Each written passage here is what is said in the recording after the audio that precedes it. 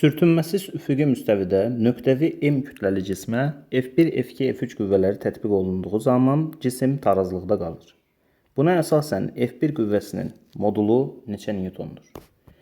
Biz birinci növbədə belə bir şey düşünə bilərik. Baxın, F2 qüvvəsini iki proyeksiyaya ayırsaq, bunlardan biri yuxarı doğru yönələn F2 sinus 37'dir. Biri isə sol tərəfə doğru yönələn F2 kosinus 30'dur. Sinus 30, F2 kosinus, yox, burada 37 dərəcə. Kosinus 37 dərəcə. İndi deməli, sağ tərəfə doğru F1 var. Sola doğru F2 kosinus 37 var. Bunlar bir-birini tarazlaşdırmalıdır ki, sistem nə olsun? Tarazlıqda qalsın. Deməli, sağa olan F1, sola olan F2 kosinus 37'ye bərabər olmalıdır. Buradan F1 bərabərdir. F2 qüvvəsi nəyə bərabərdir? 30'a bərabərdir. 30 newton vurulsun, kosinus 37'də də alır 0,8. 30 newton da 0,8'e vuranda alınır 24 newton. Deməli, sualın doğru cevabı Y variantıdır. İkinci sualla davam edirik. Sürtünməsiz müstəvidə şəkildə 3 qüvvə nöqtəvi bir cismə tətbiq olunduğu zaman cisim tarazlıqda qalır. Buna əsasən qüvvələrin modulları arasında münasibət necədir? Burada birinci növbədə F1 və F2 qüvvəsini proyeksiyalara ayırsaq, F1 qüvvəsinin sol tərəfə doğru olan proyeksiyası F1 kosinus 50'dir. F2'ni proyeksiyalasaq, onun sağa doğru yönələn proyeksiyası F2 kosinus 30'dur. İndi sağa və sola olan qüvvələr bir-birini tarazlaşdırmalıdır. Yəni F1 kosinus 50 bərabərdir F2 kosinus 30'dur. Burada indi kosinus 50 böyükdür, yoxsa kosinus 30 böyükdür? Biz bilirik ki, bucaq nə qədər kiçik olarsa kosinusun qiyməti bir o qədər böyükdür. Yəni kosinus 30 böyükdür. Kosinus 30 böyük olduğu üçün, kosinus 50 kiçik olduğu üçün və bərabərlik olduğu üçün burada kosinus 30 böyük olan yerdə F2'nin kiçik olması lazımdır, F1'in isə böyük olması lazımdır. Yəni biz belə bir şey alırıq ki, F1 F2'dən böyükdür. Amma və lakin burada F3 qüvvəsi gördüyümüz kimi bu ikisinin toplamına bərabərdir. Yəni biz burada F1 və F2 qüvvələrinin əvəzləyicisini tapsaq, həmən bu F1 və F2'nin toplamı F3 qüvvəsinə bərabərdir. Deməli, bu F3 qüvvəsi F1 və F2'nin hər ikisindən böyükdür deyə bilərik. Buna görə də F3 qüvvəsini ən böyük göstəririk və sıralama F3, F1, F2 şəklində olur. O da D variantında verilmişdir. Üçüncü sualla davam edirik. Sürtünməsiz müstəvidə nöqtəvi bir cismə şəkildəki qüvvələr tətbiq olunduğu zaman cisim tarazlıqda qalır. Buna əsasən F2 qüvvəsinin modulu neçə newtondur? İndi baxaq, burada F2 qüvvəsini yenə iki proyeksiyaya ayırsaq, bunlardan biri sol tərəfə doğru yönələn F2 kosinus 30'dur. Biri isə aşağı doğru yönələn F2 sinus 30'dur. Və daha sonra F3 qüvvəsini də proyeksiyalasaq, biri sağa doğru yönələn F3 kosinus 60'dır. Biri isə aşağı doğru yönələn nədir? F3 sinus 60'dır. Sağa doğru olan qüvvə ilə sola doğru olan qüvvə bir-birini tarazlaşdırmalıdır. Sağa F3 kosinus 60 var, sola F2 kosinus 30 var. Bunları bərabərləşdirək. F3 kosinus 60 bərabərdir F2 kosinus 30. F3 vurulsun, kosinus 60'da alır 1/2. Bərabərdir. F2 vurulsun, kosinus 30'da isə kök altında 3 bölünsün, 2 alır. 2'lər gedəndən sonra geriyə nə qalır? F3 bərabərdir kökdə 3, F2 alınır. F3 kökdə 3 F2'yə bərabərmiş. İndi nə deyə bilərik? Bax, aşağı olan qüvvələr, 2 dənə qüvvə var. Bunlardan biri F2 sinus 30'dur, biri F3 sinus 60'dır. Bu ikisinin toplamı yuxarı doğru olan qüvvəyə, yəni F1'ə bərabər olmalıdır.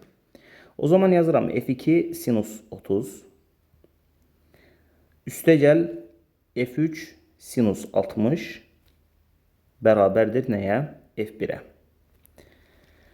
Yazıram f2 vurulsun. Sinus 30'da alır 1 bölü 2. Üstə gəl. f3 vurulsun. Sinus 60'da alır kökdə 3 bölünsün 2. Bu bərabərdir f1'ə. f2 vurulsun 1 bölü 2. Üstə gəl. f3'ün yerinə kökdə 3 f2 yazacağım. Deməli f3'ün yerinə kökdə 3 f2 yazıram. Vurulsun yanında da kökdə 3 bölünsün 2 var. Bərabərdir f1'ə. Buradan f2 bölünsün 2. Üstə gəl. Kökdə 3'ü kökdə 3'ə vuranda 3 olur. 3 f2 bölünsün 2 bərabərdir f1'ə. 2'də 1'in üzərinə 2'də 3 gələndə alınır 2'də 4. 2'də 4 f2 bərabərdir f1'ə. 4 ilə 2 ixtisar gedəndən sonra geriyə nə qalır? 2 qalır. 2 f2 bərabərdir f1. Buradan da f2 bərabərdir. f1 bölünsün 2 alırıq. Yəni f2 bərabərdir. f1 qüvvəsi 40 newtona bərabər idi. Deməli 40 newtonu bölürük 2'yə. O da olur 20 newton. Deməli sualın doğru cavabı C variantıdır. Davam edirik 4-cü sualda.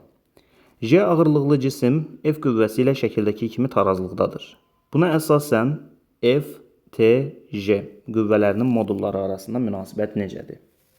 Birinci növbədə baxın. Burada T gərilmə qüvvəsi var. Burada 40 dərəcə varsa, o zaman buranın da 40 dərəcə olması lazımdır. O zaman buranın 50 dərəcə olduğunu deyə bilərik. İndi T gərilmə qüvvəsini 2 proyeksiyaya ayırsaq, bunlardan biri yuxarı doğru yönələn T sinus 50'dir. Biri isə sağa doğru yönələn T kosinus 50'dir. Burada biz yaza bilərik. T vurulsun sinus 50 bərabərdir. Aşağı doğru yönələn, yəni yuxarı doğru olan T sinus 50 aşağı doğru yönələn J'yə bərabərdir. İndi isə F ilə T arasında münasibət yaza bilərik. Sol tərəfə doğru olan F, sağa doğru olan T kosinus 50'yə bərabər olmalıdır. T kosinus 50. Deməli T kosinus 50 F'ə bərabərmiş. İndi burada tərəf-tərəfə nisbət tapsaq, nə alarıq? Sinus 50 bölünsün kosinus 50. Kosinus 50 bərabərdir J bölünsün F. Sinus 50 bölünsün kosinus 50. Bunlardan hansı böyükdür? Sinus 45'də, bir də kosinus 45'də eyni qiymətləri alır. Kökdə 2 bölünsün 2. Amma 45 dərəcəni keçəndən sonra sinusun qiyməti kosinusun qiymətindən böyük olur. Çünki 45 dərəcəyə qədər kosinus azalır, sinus artır. 45 dərəcədə bərabərləşirlər. 45 dərəcədən sonra isə artıq sinusun qiyməti kosinusun qiymətindən böyük olur. Yəni demək istədiyim odur ki, sinus 50 kosinus 50'dən böyükdür. Sinus 50 kosinus 50'dən böyükdürsə, o zaman deməli sinus 50 burada kəsirin sürətidir, kosinus 50 məxrəcdir. Deməli kəsirin sürəti məxrəcindən böyükdür. Demək istədiyim odur ki, J F'dən böyükdür. J və F arasında bir əlaqə yaza bildik. İndi bizə lazımdır T'ni düşünmək. T və J arasında əlaqə yazdığımızda isə belə bir şey yazırıq. T sinus 50 bərabərdir J'yə. Yəni buradan biz T'ni tapmaq istəsək, T bərabərdir. Sinus 50'ni məxrəcdə yazarıq, J'ni də yazarıq kəsirin sürətində. Sinus 50 bilirik ki, birdən kiçik bir qiymətdir. Sinus 60'da kökdə 3 bölü 2 alır. Sinus 45'də isə kökdə 2 bölünsün 2 alır. Yəni bu birdən kiçik bir qiymətdir və bir ədədi birdən kiçik bir qiymətə böləndə, məsələn tutalım ki, 4'ü birdən kiçik bir qiymətə bölürük. Məsələn 0.5'ə bölürük. Nə alınır? 8 alınır. Və yaxud da 4'ü tutalım ki, 0.4'ə bölürük. Neçə alınır? 10 alınır. Yəni birdən kiçik bir qiymətə böləndə özündən böyük bir qiymət alınır. Demək istədiyim budur. Burada da sinus 50 birdən kiçik olduğu üçün sinus maksimum qiymətini 90 dərəcədə alır və 1 alır. maksimum ola biləcəyi qiymət 1-dir. Amma sinus 50 1-dən kiçikdir. 1-dən kiçik olduğu üçün j-ni də 1-dən kiçik bir qiyməti böləndə j-dən daha böyük bir qiymət alınır. Yəni burada t gərilməsi j-dən daha böyükdür deyə bilərik. Vəssalam. T, j, f şəklində sıralandı. O da B variantında verilmişdir. 5-ci sualla davam edirik. Ağırlıqları J1, J2, J3 olan cisimlər şəkildəki kimi asıldığı zaman iplərdə yaranan gərilmə qüvvələri bərabər olur. Buna əsasən J1, J2 və J3 arasında münasibət necədir? Belə deyə bilərik ki, bucaq artdıqca eyni qüvvələrin yaratdığı əvəzləyici qüvvə azalır. Yəni bu nə deməkdir? Məsələn, 2 dənə qüvvə təsəvvür edin. 10 Newton olsun və bu da 10 Newton olsun. Bunların arasındakı bucaq əgər 60 dərəcəyə bərabər olarsa, burada əvəzləyici qüvvə kosinuslar teoremindən alınır ki, 10 kök altında 3 Newtondur. Tutalım ki, bu 60 dərəcə deyil, 90 dərəcədir. Məsələn, burada da 10 Newton var, burada da 10 Newton var. 2 dənə 10 Newtonun əvəzləyicisi burada alınır, aralarında 90 dərəcə varsa, əvəzləyici qüvvə alınır 10 kök altında 2. Yəni demək istədiyim odur ki, bucaq artdıqca eyni qüvvələrin yaratdığı əvəzləyici qüvvə azalır. Burada bucağın artdığını görürük. Alfa, 2 alfa, 3 alfa. Bucaq artdığı üçün əvəzləyici qüvvə azalmış olur. Yəni ən böyük qüvvə buradadır. Birinci şəkildə. Çünki bucaq ən kiçikdir. Ona görə J1 ən böyükdür. Sonra J2 ən kiçik isə J3'dür. Sıralama A variantındaki kimi olmalıdır. 6-cı sualla davam edirik. P yükü iplərlə asıldığı zaman şəkildəki kimi tarazlıqda qalır. Buna əsasən iplərdə yaranan gərilmə qüvvələrinin modulları nisbəti nəyə bərabərdir? İndi burada əgər 60 dərəcəlik bir bucaq varsa, o zaman həndəsədən bilirik ki, buranın da 60 dərəcə olması lazımdır. Əgər bura 37 dərəcədirsə, o zaman buranın da 37 dərəcəyə bərabər olması lazımdır. Nəticə etibarilə sola doğru T1'in bir proyeksiyası var. Hansı ki, biz buna T1 kosinus 60 deyə bilərik. T2'nin sağ tərəfə doğru bir proyeksiyası var. Buna biz T2 kosinus 37 deyə bilərik. Və sola olan qüvvə ilə sağa olan qüvvə bir-birini tarazlaşdırmalıdır. Yəni biz burada yaza bilərik T1 kosinus 60 bərabərdir T2 kosinus 37. Bizə lazımdır burada T1 bölü T2 nisbətini hesablamaq. T1 bölü T2 bərabərdir kosinus 37 bölünsün kosinus 60 yaza bilərik. Kosinus 37'də alır 0,8. Kosinus 60'da isə 0,5 alır. Yəni yuxarını da aşağını da 10'a vursaq 8 bölü 5 almış olaraq. Deməli sualın doğru cavabı B variantıdır. Davam edirik 7-ci sualla. Şəkildəki sürtünməsiz sistem tarazlıqdadır. Buna əsasən X və Y cisimlərinin ağırlıqları nisbəti nəyə bərabərdir? Burada əgər bir X cismi varsa, bu X cismi burada hər hansı bir gərilmə yaradır, hansı ki həmin gərilmə Px-ə bərabərdir. O zaman tərpənməz blok olduğundan dolayı eyni ipdə eyni gərilmə yaranar. Yəni burada da Px yaranması lazımdır. Daha sonrasında isə burada Z cisminin olduğunu görürük. Z cismi bu ipdə bir gərilmə yaradır. Həmən gərilməyə Pz deyə bilərik. O zaman buranın da Pz olması lazımdır. Bunu biləndən sonra Px və Pz arasında münasibəti təyin etmək olar. Amma bizə Px və Py arasındakı münasibəti soruşur. Gəlin birinci növbədə X və Z arasındakı əlaqəni müəyyən edək. Burada proyeksiyaya ayırsaq, Px'in X oxu üzərində proyeksiyası, buna yaza bilərik Px kosinus 53. Digərinə isə yaza bilərik Pz kosinus 37. Px kosinus 53 ilə Pz kosinus 37 bir-birinə bərabər olmalıdır. Yazıram Px kosinus 53 bərabərdir Pz kosinus 37. Buradan bir nisbət tapa bilərik. X və Z aralığında bir nisbət tapa bilərik. Px bölü Pz bərabərdir. Deməli, kosinus 37 bölünsün kosinus 53 yaza bilərik. Buradan Px bölü Pz bərabərdir. Kosinus 37-də 0.8 alır. Kosinus 53-də 0.6 alır. Yəni 0.8 bölü 0.6 mən bunu 8 bölü 6 şəklində və yaxud da 4 bölü 3 şəklində yaza bilərəm. Deməli, Px 4K-dır. Pz isə 3K-dır. Baxın, Px bərabərdir 4K, Pz bərabərdir 3K. 4K və 3K bizə nəyi xatırladır? 3, 4, 5 üçbucağı var da 3K, 4K və 5K. Yəni, katetlərdən biri 4K olanda, biri 3K olanda, biri də 5K-ya bərabər olur. Eyni ilə buradakı kimi.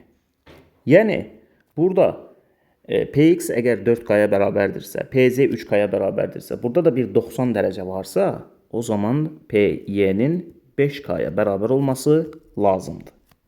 Bizə də Px bölü Py nisbəti soruşulur. Yazıram Px bölü Py bərabərdir. Px-in yerinə 4K yazıram. Py-nin yerinə 5K yazıram. K'lar gedər zaten 4 bölü 5 qalır. Deməli, sualın doğru cavabı C variantıdır. Davam edirik 8-ci sualla. Şəkildəki sürtünməsiz sistem tarazlıqdadır. Buna əsasən iplərdə yaranan gərilmə qüvvələrinin nisbəti nəyə bərabərdir?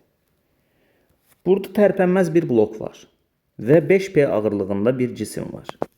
Bu 5P ağırlığında cisim buradakı ipdə 5P gərilmə qüvvəsi yaradar. Daha sonrasında bu 5P'nin sağa doğru bir proyeksiyası var. Hansı ki bu 5P kosinus 37'dir. 5P vurulsun kosinus 37. Kosinus 37'də 0.8 alır. Yəni 5P'ni 0.8'ə vururuq. Bu da olur 4P. Yuxarı doğru isə 5P'nin bir sinus proyeksiyası var. Bu da olar 5P sinus 37. Sinus 37'də də 0.6 aldığı üçün 5P'ni 0.6'ya vururuq. Bu da olur 3P. İndi sağa doğru nə var? Sağa doğru 4P var. Sola doğru nə var? T1 var. Deməli, bu T1 gərilmə qüvvəsi elə 4P'nin özünə bərabər olmalıdır. İndi yuxarı doğru nə var? Yuxarı doğru 3P ilə T2 gərilmə qüvvəsi var. 3P ilə T2'nin toplamı aşağı doğru yönələn 5P'yə bərabər olmalıdır. Buradan biz T2'ni tapsaq, T2 bərabərdir. Nəyə bərabər olacaqdır? 5P'dən 3P'ni çıxarıq, 2P'yə bərabər olacaqdır. Bizə lazımdır burada T1 bölü T2 nisbətini hesablamaq. Yazıram T1 bölünsün T2 bərabərdir. T1'in yerinə 4P yazıram, T2'nin yerinə 2P yazıram. 4P bölü 2P, buradan P'lər gedəndən sonra 4'ün 2'yə nisbəti 2'yə bərabərdir. Deməli, sualın doğru cavabı A variantı olmalıdır. 9-cu sualla davam edirik. Bir cins J ağırlıqlı cisimlər F1 və F2 qüvvələri ilə tarazlıqdadır. Buna əsasən qüvvələrin modulları nisbəti nəyə bərabərdir? Birinci növbədə burada 37 dərəcəlik bir bucaq varsa, burada da 37 dərəcəlik bir bucağın olduğunu deyə bilərik. Daha sonrasında burada T gərilmə qüvvəsi varsa, bunu 2 dənə proyeksiyaya ayırsaq, bunlardan biri yuxarı doğru yönələn T sinus 37'dir. Digəri isə sol tərəfə doğru yönələn T kosinus 37'dir. Birinci növbədə biz burada T sinus 37'ni, yəni yuxarı doğru yönələn qüvvəni aşağı doğru yönələn J-yə bərabər edə bilərik. Deməli, T sinus 37 bərabərdir J-yə.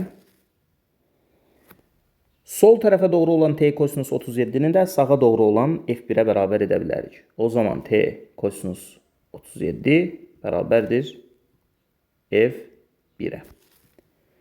Tərəf-tərəfə nisbət tapsaq, sinus 37'ni kosinus 37'yə böləndə alınır tangens 37 bərabərdir J bölünsün F1. Buradan da biz F1'i tapsaq, deməli F1 bərabərdir J bölünsün tangens 37 yaza bilərik. Eyni ilə ikinci şəkildə də dediyimizi tətbiq eləmək olar. Yəni biz F2-ni də eyni qayda ilə, amma burada 53 dərəcəlik bir bucaq olduğu üçün bunu yaza bilərik. F2 bərabərdir J bölünsün tangens 53. Bizə nə lazımdır? F1 bölü F2 nisbəti lazımdır. Yazıram F1 bölü F2 bərabərdir. Burada görürük ki, J'lər eynidir. Hər birinə J ağırlıqlı cisim asılmışdır. Və bu tangenslərlə tərs mütənasib asıllıq görünür. Yəni F1 bölü F2 bərabərdir. İkincidəki bucaq, yəni tangens 53 bölünsün birincidəki bucaq, yəni tangens 37, çünki tərs mütənasib asıllıq yazdıq. İndi burada baxaq görək ki, tangens 53 və tangens 37-nin qiymətləri nəyə bərabərdir? Tangens 53 demək, sinus 53 bölünsün kosinus 53 deməkdir. O da bərabərdir, sinus 53-də alır 0,8, kosinus 53-də isə 0,6. Buradan da 8 bölü 6, yəni 4 bölü 3 tapa bilərik. Tangens 53-də 4 bölü 3 alır. Eyni qayda ilə tangens 37-ni də hesablaya bilərsiniz. Tangens 37-də isə alır 3 bölü 4. Bu da bərabərdir. 4 yuxarı qalxır, yuxarıdakı 4 ilə vurulur. 4-ü 4-ə vuranda 16, 3-ü 3-ə vuranda da 9. Deməli, nisbət 16 bölü 9-a bərabərdir. O da Y variantında verilmişdir. 10-cu sualla davam edirik. Ağırlıqları 2J və J olan cisimlər şəkildəki kimi tarazlıqdadır. Buna əsasən iplərdə yaranan gərilmə qüvvələrinin modulları nisbəti nəyə bərabərdir? İndi burada 30 dərəcə var, burada da 30 dərəcə var. Toplamı 60 dərəcədir. Üçbucağın daxili bucaqlarının cəmi 180 olduğu üçün buranın 120 dərəcəyə bərabər olması lazımdır. Daha sonra burada 45 və 45 dərəcələri görürük. Toplamı 90 dərəcədir. Deməli, buranın da 90 dərəcə olması lazımdır ki, 180 dərəcəyə tamamlansın. İndi baxın, 30 və 30 dərəcələr. Bu bucaqlar bərabər olduğu üçün bu sanki bərabər yanlı üçbucaqdır kimi düşünə bilərik. Və bura əgər T1-ə bərabərdirsə, buranın da T1-ə bərabər olması lazımdır. Yəni, iplərdə gərilmə qüvvələrinin modulları eynidir. Eyni şəkildə buranı T2 deyiriksə, o zaman buranın da T2-yə bərabər olması lazımdır. Yəni, ikinci şəkildə də iplərdə yaranan gərilmə qüvvələrinin modulları bərabərdir. İndi baxın, burada 120 dərəcəlik bucaq var. Biz bir qanun bilirik ki, qayda bilirik ki, əgər iki vektor arasında 120 dərəcəlik bir bucaq varsa, baxın, bu T1-dirsə, bu da T1-dirsə, və bunların arasında 120 dərəcəlik bucaq varsa, bu iki vektorun əvəzləyicisi elə T1-in özünə bərabərdir. Yəni, demək istədiyim odur ki, bu iki dənə T1 vektorunun əvəzləyicisi T1-in özünə bərabərdir. İndi yuxarı doğru T1 var, aşağı doğru 2J var. Bunların əvəzləyicisi nəyə bərabərdir? Yəni, tarazlıqda olduğu üçün elə T1 2J-yə bərabər olmalıdır. Bunu tapdıq. İndi ikinci şəklə baxırıq. T2 və T2 aralarında isə 90 dərəcəli bir bucaq var. Bax, burada T2, burada da T2. Aralarında da 90 dərəcə. Biz bilirik ki, iki vektor arasında 90 dərəcəlik bir bucaq varsa, bunun əvəzləyicisi Pifaqor teoreminə əsasən T2 kökdə 2 olmalıdır. Yəni, elə bil ki, katetləri A və A olan bir üçbucağın hipotenuzu A kökdə 2 olduğu kimi. Deməli, T2 və T2 bunların əvəzləyicisi oldu T2 kökdə 2. Aşağı doğru da J var. Deməli, burada T2 kök 2 J'yə bərabərdir. Və nəticə etibarilə biz burada T2-ni tapsaq, T2 bərabərdir. J bölünsün kökdə 2 alırıq. İndi bizə nə lazımdır? Bizə lazımdır T1 bölü T2 nisbətini tapmaq. Yazıram T1 bölü T2 bərabərdir. T1-in yerinə 2J yazıram. T2-nin yerinə isə J bölünsün kökdə 2 yazıram. Buradan J'lər gedir.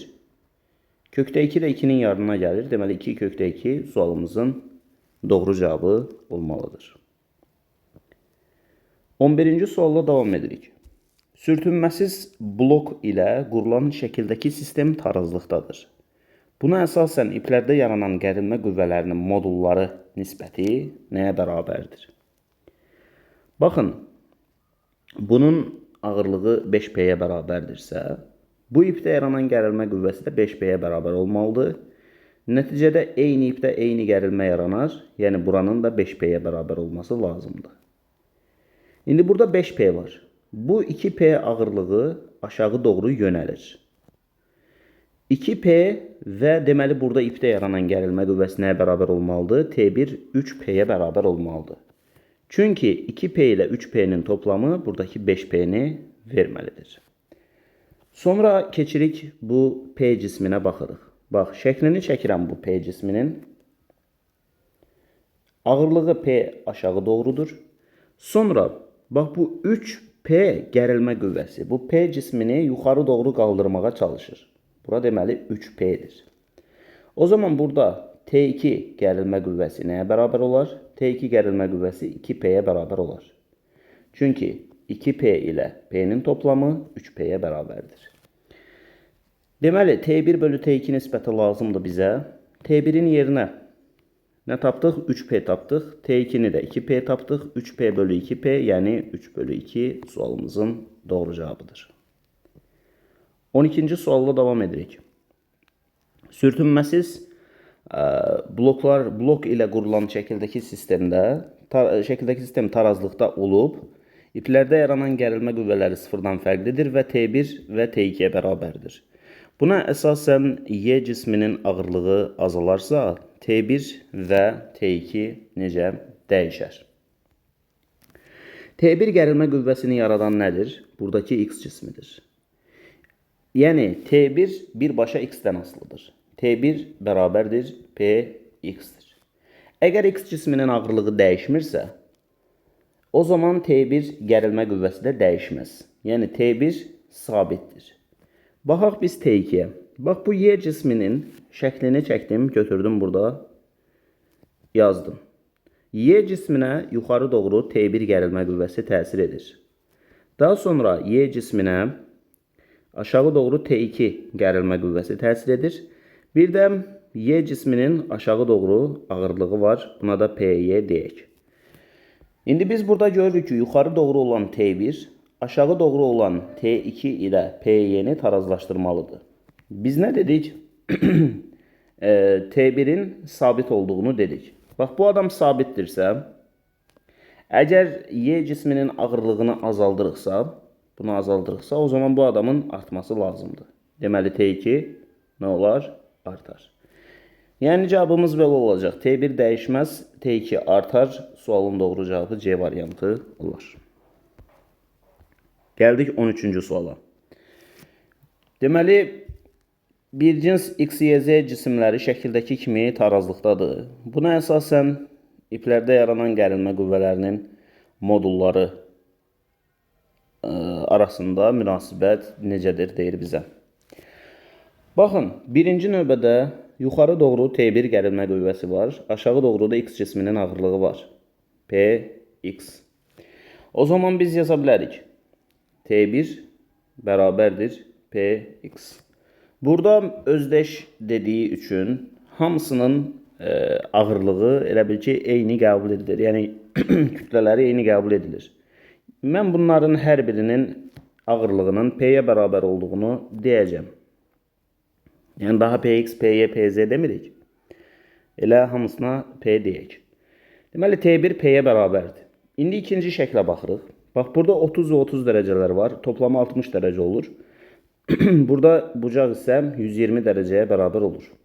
120 dərəcə olanda mən nə demişdim? Demişdim ki, bunların hər biri T2-dirsə, 120 dərəcədə bu iki dənə T2-nin əvəzləyicisi elə T2-nin özüdür. Deməli, belə deyə bilərik, T2 də P-yə bərabərdir, deyə bilərik. İndi gəldik üçüncü şəklə baxırıq. Burada T3 var, burada da T3 var olmalıdır, çünki hər biri 60 dərəcədir. 60-60-dırsa, o zaman buranın da 60 dərəcə olması lazımdır ki, toplamı 180'ə tamamlansın. İndi iki dənə vektor arasında 60 dərəcəli bucaq olanda Bu iki vektorun əvəzləyicisi nəyə bərabər olur?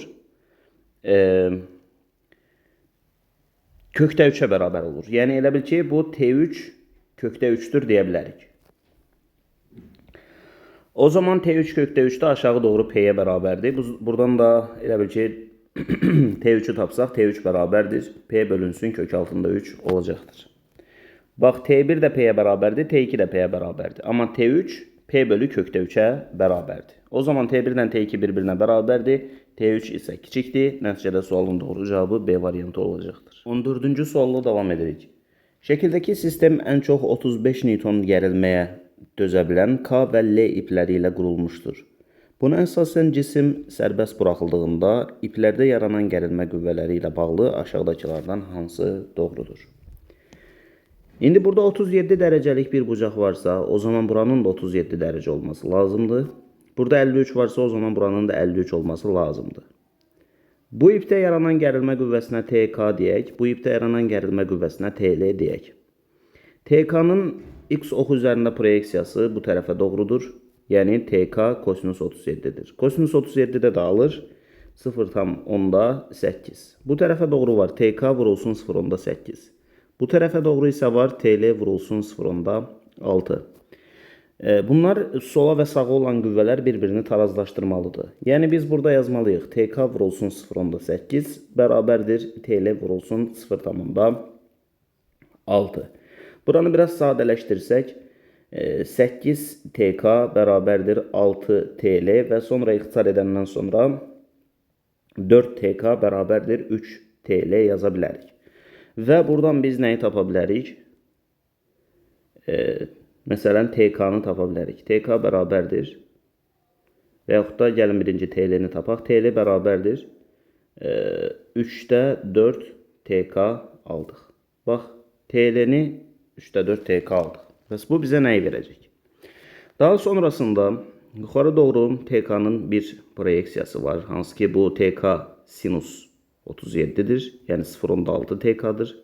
Digəri də TL-nin sinus proyeksiyasıdır. O da 0,8 TL'dir. İkisi də yuxarı doğru yönəlir. Yuxarı doğru yönəldikləri üçün bunlar toplanır. Yəni 0,6 TK üstəgəl 0,8 TL bərabərdir. Aşağı doğru yönələn 50 Newtona bərabər olmalıdır. Yuxarı doğru olan qüvvələr aşağı olan qüvvəni tarazlaşdırmalıdır. Burada 10'a vursaq alarıq 6 TK üstəgəl 8 TL bərabərdir 500. Sonra buradan nə etmək olar? TL'nin yerinə 3'də 4 TK yazmaq olar. Gəlin 2 ixtisar aparaq. Burada alınsın 3 TK üstəgəl 4 TL bərabərdir 2 ixtisar apardıq. 50'ni də böldük. 250 qaldı. Aha. İndi biz burada yazaq. Bizim burada TL'miz məlumdur. O zaman 3 TK üstəgəl 4 TL'nin yerinə də bunu yazıram. 3'də 4 TK yazıram. 3'də 4 TK bərabərdir 250. Burada 3 TK üstəgəl 3'də 16 TK bərabərdir 250 alırıq. 3'ün üzərinə 3'də 16 gələndə neçə olur? 3'də 25 olur. 3'də 25 TK bərabərdir 250. Buradan TK-nı tapsaq, TK bərabərdir 30 Newton olar. Deməli, K ipində yaranan gərilmə qüvvəsi 30 Newtona bərabərdir. Bəs L-də yaranan gərilmə qüvvəsi nəyə bərabər olar? L-də yaranan gərilmə qüvvəsini də bu yazdığım ifadədən tapa bilərəm. TL bərabərdir 3'də 4 TK. Yəni 3'də 4 vurulsun. TK-nı da 30 tapdıq. Bu da bərabərdir 40 Newton. Deməli, L ipində yaranan gərilmə qüvvəsi 40 Newtona bərabər oldu. L ipi ən çox 35 Newtona tab gətirə bilər, amma 40 Newton gərilmə yarandı. Deməli, L ipi qopacaq. L ipi qopdu. Niyə? Çünki artıq 35 Newtondan daha böyük bir gərilmə yarandı. Daha sonrasında K ipi qoparmı? K K ipi də qopar. Niyə desəniz? Çünki L ipi qopandan sonra artıq elə bil ki, bu ip qopdu. Bu ip aşağı doğru asılacaq və belə bir şəkil yaranacaqdır. Elə bil ki, bu K ipidir. Bu da 50 newtonluq cisimdir. Bu 50 newtondan yuxarı doğru 50 newton tarazlaşa bilərmi? Əslində dözə bilsəydi dayanardı. Amma 35 newton maksimum gərilmə miqdarıdır. Ona görə daha sonra K ipi də qopacaq. Yəni öncə L ipi, sonra isə K ipi qopacaqdır deyə bilərik. Davam edirik 15-ci sualda. Ağırlıqları P və 3P olan cisimlərlə qurulan şəkildəki sistem tarazlıqdadır. Buna əsasən iplərdə yaranan gərilmə qüvvələrinin modulları T1, T2, T3 arasında münasibət necədir?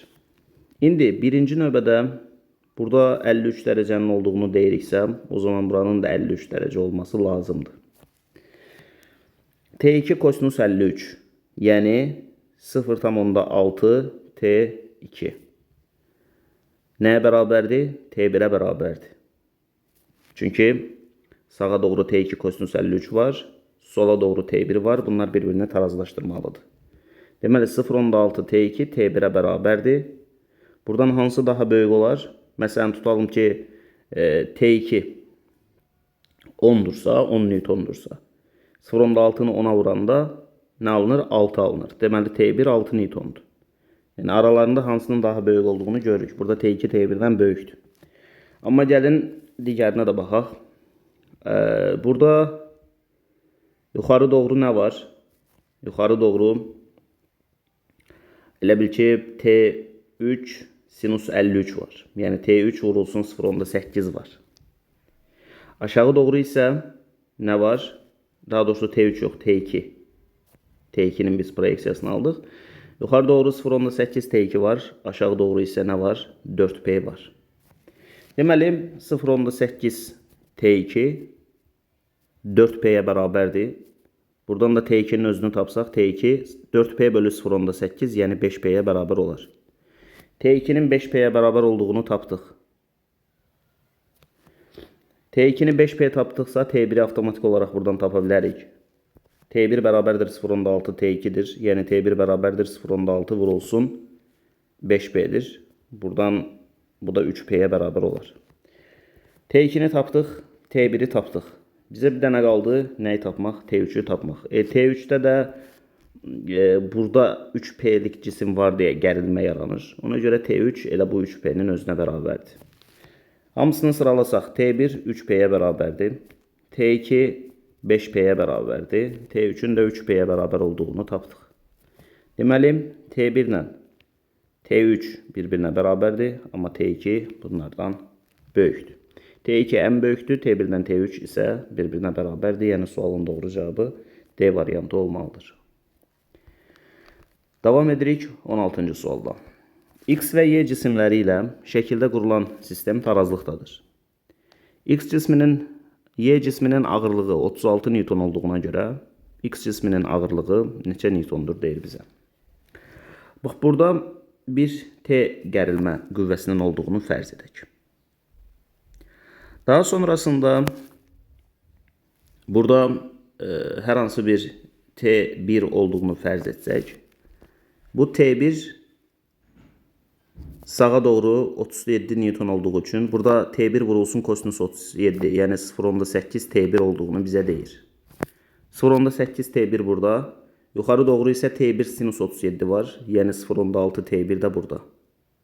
İndi biz belə bir şey yaza bilərik burada. Yuxarı doğru olan 0,6 T1 ilə aşağı doğru olan 36 newton bir-birini tarazlaşdırmalıdır. Buradan da T1'i tapsaq 36'nı bölərik 0,6'ya. O da olar 60 newton. T1 deməli 60 newtona bərabərdir. Sağa doğru 0,8 T1 var. Yəni 0,8 vurulsun. T1'i də 60 tapdıq. Bu da 48 newtondur. Sağa doğru 48 newton olduğu üçün sola doğru da burada ipdə yaranan gərilmə qüvvəsi 48 newton olmalıdır. İndi gəlin biz X cisminə baxaq. X cisminə burada T2 gərilmə qüvvəsi olduğunu fərz etsək, T2'nin burada 60 dərəcə olduğu üçün sol tərəfə doğru bir proyeksiyası var. hansı ki bu T2 kosinus 60'dır. Kosinus 60'da dağılır 0.5, yəni 0.5 T2 var. Yuxarı doğru isə T2 sinus 60. Sinus 60'da da kökdə 3 bölü 2 alır. Yəni 0.5 kök 3 alır. O zaman buraya yazırıq T2 vurulsun 0.5 kök 3. Bunu 3 edək. 0.5 kök 3. İndi sol tərəfə doğru 0.5 T2 var. Bu tərəfdə isə T var. O zaman bu 0.5 T2 ilə T bir-birini tarazlaşdırmalıdır. Yəni 0.5 T2 nəyə bərabər olmalıdır? 48 Newton, burada T'ni tapmışdıq. 48 Newtona bərabər olmalıdır. Buradan da T2'nin özünü tapsaq 48'i bölərik 0.5'ə, o da olar 96 Newton. Deməli T2 96 Newtona bərabərmiş. Yuxarı nə var? Yuxarı T2 vur 0.5 kök 3 var. Yəni 96 vur 0.5 kök 3 var.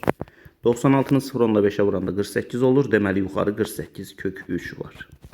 Yuxarı 48 kök 3 varsa aşağıda 48 kök 3 olmalıdır. Yəni bu X cisminin ağırlığı 48 kök 3'ə bərabərdir deyə bilərik. Gəldik 17-ci suala. Ağırlıqları PK və PL olan K və L cisimləri ilə qurulan şəkildəki sistem tarazlıqdadır. Sürtünmələr nəzərə alınmadığına görə ipdə yaranan gərilmə qüvvəsinin modulu neçə P-yə bərabərdir? Bizə buradakı T'nin nəyə bərabər olduğunu soruşur. Baxın, buradakı ipdə hər hansı bir gərilmə qüvvəsi yaranır. Məsələn, tutalım ki, TX yarandığını fərz edək. Burada TX yaranıbsa, o zaman tərpənməz blok olduğuna görə buranın da TX olması lazımdır. İndi biz burada TX-ləri proyeksiyalasaq, biri sağ tərəfə doğru olan TX vur kosinus 37, yəni kosinus 37-də də 0.8 aldığı üçün 0.8 TX bu tərəfə doğru var. Yuxarı doğru da TX-in digər proyeksiyası, yəni belə deyək, 0.6 TX-də yuxarı doğru var. Daha sonrasında burada nə deyə bilərik? TX-in digər proyeksiyası TX kosinus 53, yəni bu 0.6 TX-dir. Yuxarı doğru da 0.8 TX var.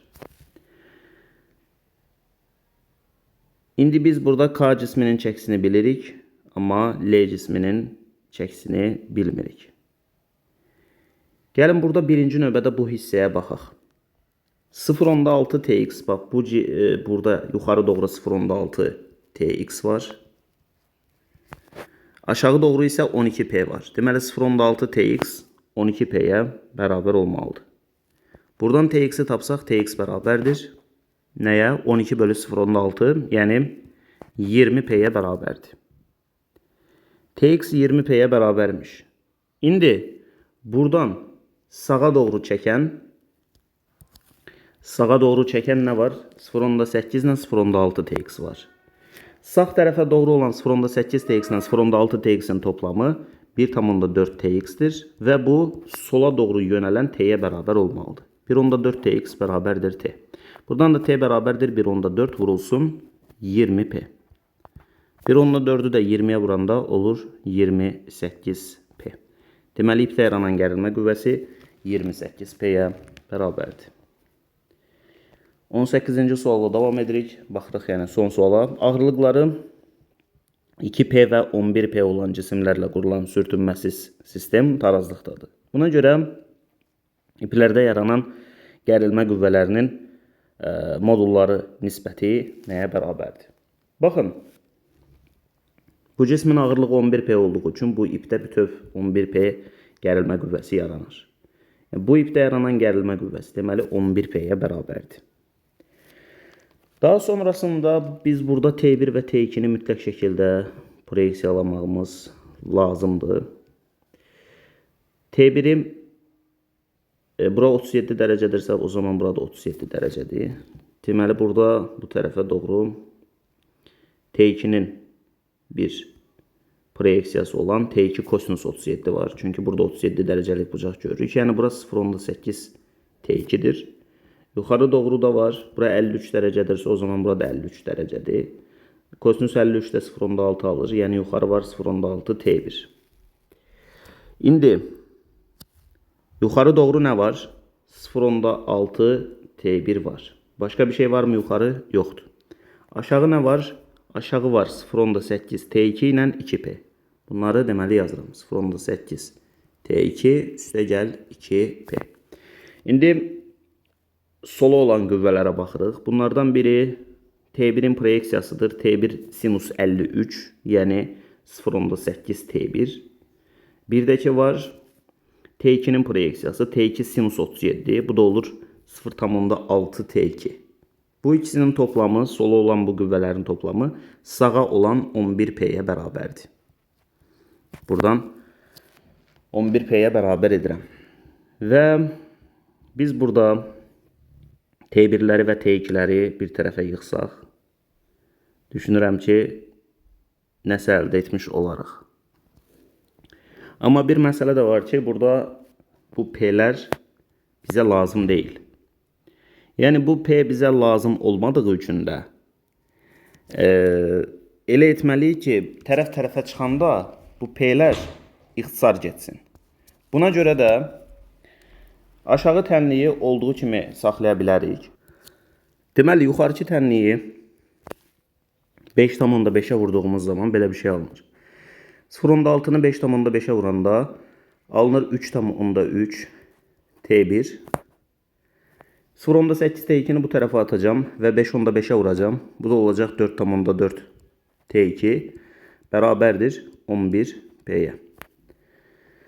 Ve aşağıdaki tənliyi olduğu kimi yazıram. 0.8 T1 üstə gəlir 0.6 T2 beraberdir 11P'ye. Burada tənlikləri tərəf-tərəfə çıxıram. 3,3 T1'dən 0.8 T1'e çıxıram. Deməli, burada alırıq 2,5 T1. Daha sonrasında 4,4'dən 0,6'nı çıxıram. Bura olur 5 T2 bərabərdir. 11P'dən 11P'ni çıxanda 0 alınır. Deməli, 2,5 T1 bərabərdir 5 T2 alırıq. Bizə lazımdır burada T1 bölü T2 nisbətini hesablamaq. T1 bölü T2 bərabərdir 5 bölünsün 2,5. 5'i də 2,5'e böləndə 2 alınır. Deməli, sualın doğru cevabı C variantıdır.